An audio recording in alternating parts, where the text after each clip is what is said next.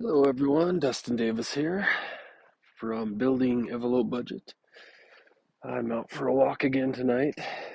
It's about 9:45 p.m. and it's 25 degrees out here. So hopefully my teeth don't chatter as I talk. I thought I'd put down some thoughts. Um, I'm out listening to an audiobook called QBQ, Question Behind the Question. And what made me choose this book?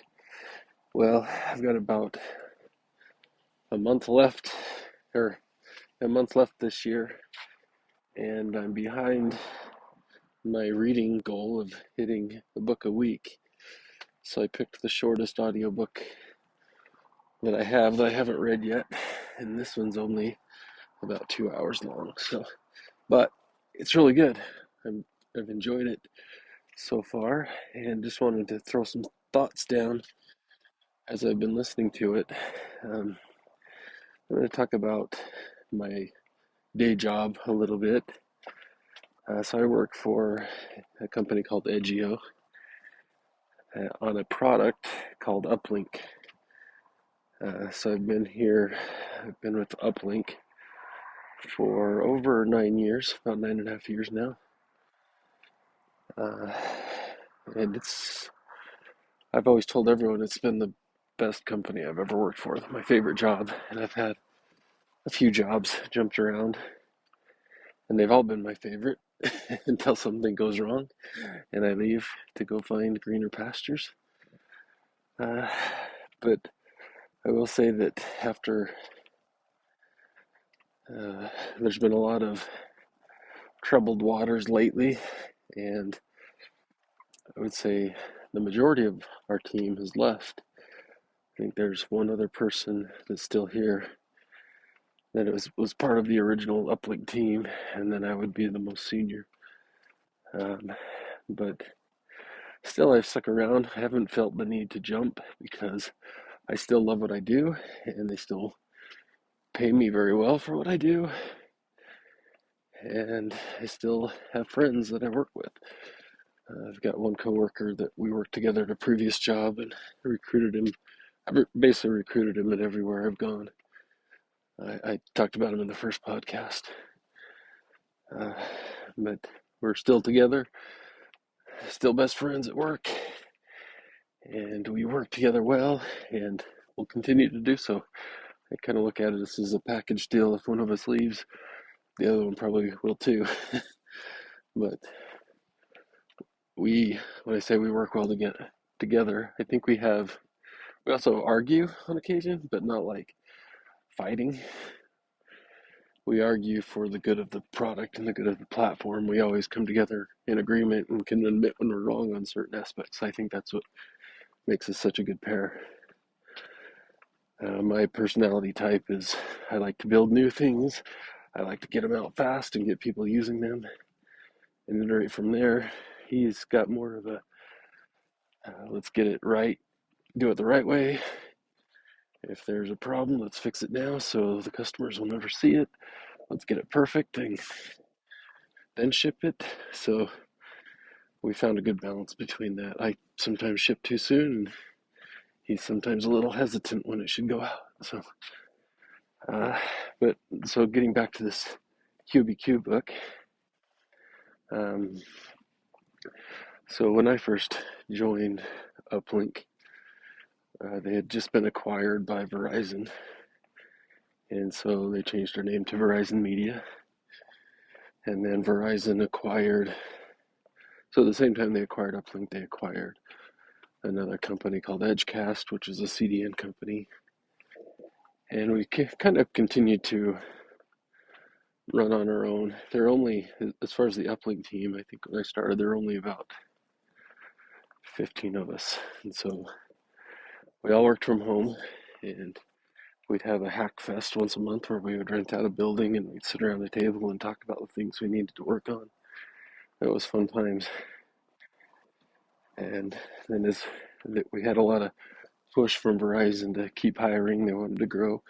We pushed back a bit, and I would say that the large majority of our hires were just people recruiting good developers that they knew. And that's kind of how we grew initially. Then I can't remember the time frame. A few years into it, Verizon went and acquired AOL, and we merged with it. We got put under the AOL brand. They renamed us to Oath, which I never really liked, and I didn't care for the AOL culture at all. But they still kind of looked at us as small potatoes and didn't really give us much attention anyway, which was fine.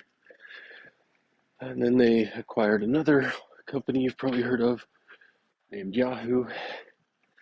They merged Yahoo with AOL, and maybe that's when they changed it to Oath. I really can't remember. But I would say, they kind of sold us on, well, once we make this Yahoo acquisition, we're really acquiring their talent, and we can bring in these guys to help us since we are struggling to hire. Because that time it was definitely a worker's market. Developers were kind of moving all over, taking better offers. But even in the midst of that, I was managing a team of up to 14 full stack developers, and we stayed together, I think, the whole team for a good 5 years, even through all those acquisitions and frustrations. I think Yahoo had a very toxic culture, especially emerging with AOL. You had a lot of leaders in both of those groups that were kind of vying to keep their position and their authority.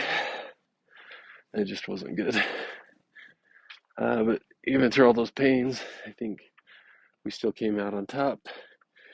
They eventually told Yahoo, we're not using your video services. Our money is on Uplink. So start using Uplink. At least that's how I remember it.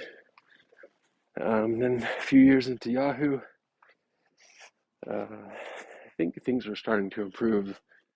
I got a new CEO. I really liked him. I can't remember his name now. He's still there, I'm sure. And then shortly after that, Verizon sold Yahoo to a private equity firm called Apollo. And then shortly after that, Apollo split off Edgecast and Uplink, the media part of that business, and sold us to Limelight, which was another CDN company. I think they were mainly looking for Edgecast and this video portion they didn't really know much about. But once the CEO did some research on Uplink, found out there was a little gold nugget in this deal, and that was our video product. And so instead of selling us off, they've kept us in the business. And we've run into a bunch of problems with auditing and different things with the SEC and stocks, and I don't know how all it works.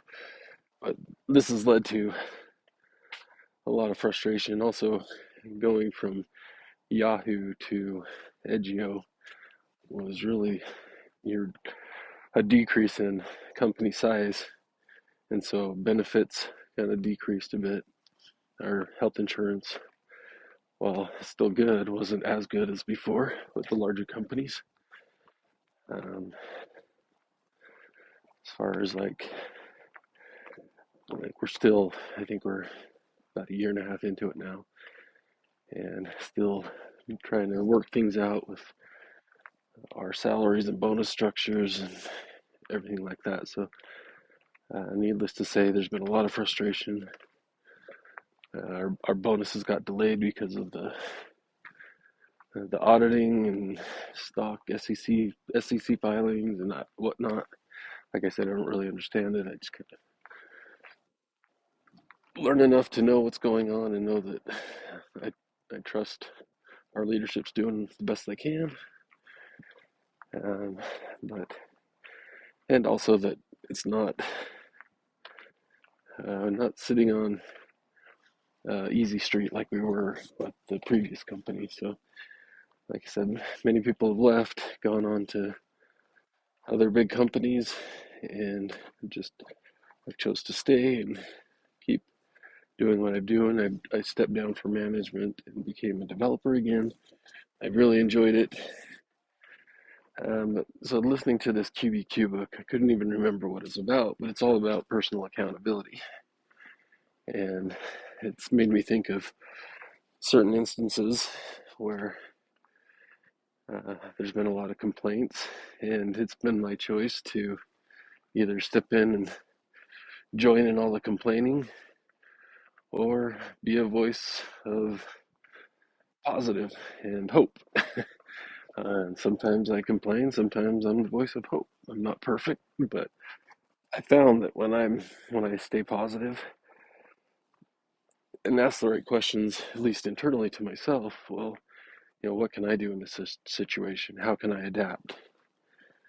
Like looking back at when I stepped down from management and became a developer again, one of my fears was that, well, would I have the same opportunities as I had as a manager? Um, I would say the answer to that is yes. So far, it's been good. And I think actually it probably saved me my job as we've had a couple of layoffs as we've had to save money. And one of the things the CEO said in one of our all hands meetings is we have a lot of I guess VPs reporting to VPs and senior manager directors reporting to directors, and we just can't have that in a company our size. And that's probably the position I would have been in as a director reporting to a director. And so moving back to being an individual contributor was the best decision, and it's actually been easier on me. One of my frustrations with middle management was while going through all these problems and trying to get people raises, uh, they'll say if you want a raise, talk to your manager, but really I had no power to give anyone a raise. And when I tried, it just met with roadblock after roadblock. We had one of our excellent front end developers basically get paid twice as much as he was making there after I tried for so long to get him a raise. And I think moving to a new company was the best thing for him, as much as it was sad to see him go. Had a lot of developers that kind of moved on, were finally able to get the pay raises I think they deserved.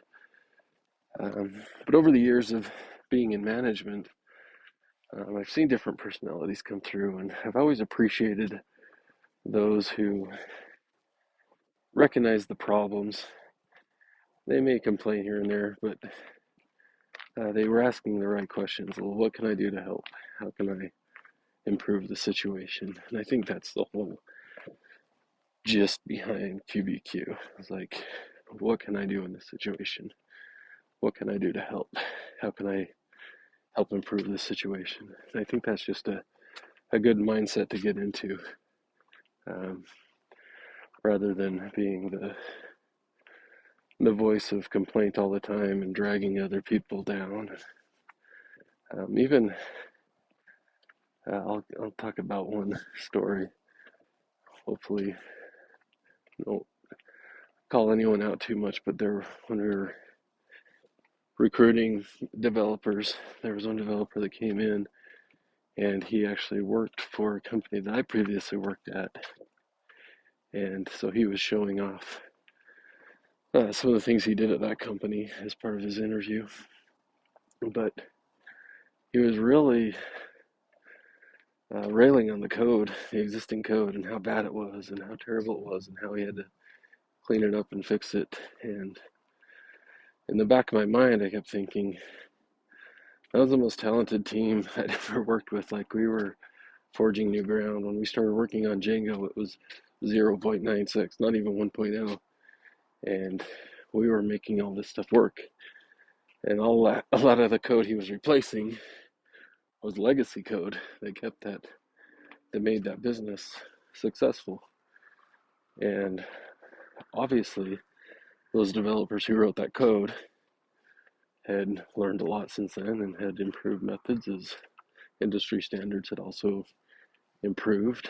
They wouldn't write that same code today that they wrote back then. So I was really frustrated the way he talked about the code, and I ended up trading candidates with another manager, and he was hiring or interviewing someone that I felt was a better fit for my team, and I suggested we kind of swap candidates, which I think was a good move.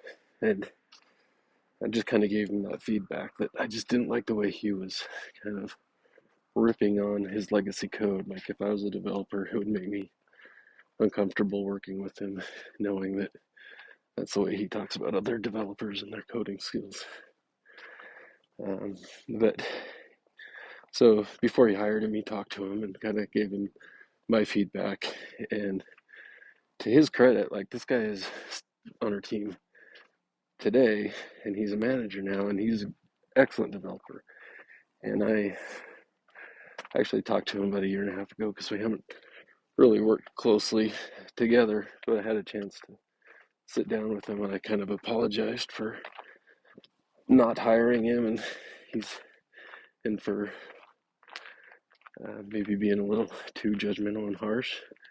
But he said he actually valued the feedback, and he's been very, he's always thought about that and trying to do better as far as like the way he talks about code. And so I appreciated that a lot, that we could come together and no hard feelings and learn from each other.